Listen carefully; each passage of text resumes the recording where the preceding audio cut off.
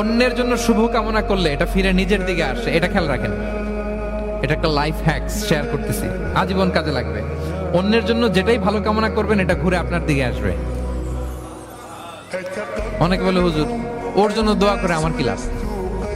নিজের জন্য আল্লাহ আমারে মাফ করে দাও, আল্লাহ আমারে সমৃদ্ধি দাও, আল্লাহ আমার বেতন বাড়াও, আল্লাহ আমার ব্যবসায় বরকত দাও, আল্লাহ আমার ছেলেরা হাফেজ বানাও, আল্লাহ আমার বউ, আল্লাহ আমার মেয়ে, আল্লাহ আমার আমার আমার সব আমার ভালো আপনি চাচ্ছেন নিজের জন্য, অন্যদের জন্যও চান। আল্লাহ আমার সব ভাইদেরকে মাফ করো, আল্লাহ আল্লাহ আমার গোটা মুসলিম উম্মাকে তুমি বরকত দাও, কল্যাণ দাও, নেতৃত্বে আসার তৌফিক দাও, আল্লাহ সবাইকে সুস্বাস্থ্য দাও। এটা ফিরে আপনার দিকে আসবে।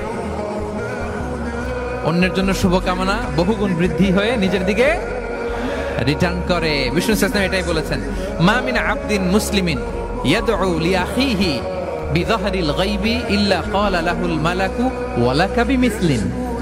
কেউ যদি তার ভাইয়ের অনুপস্থিতি তার ভাইয়ের জন্য দোয়া করে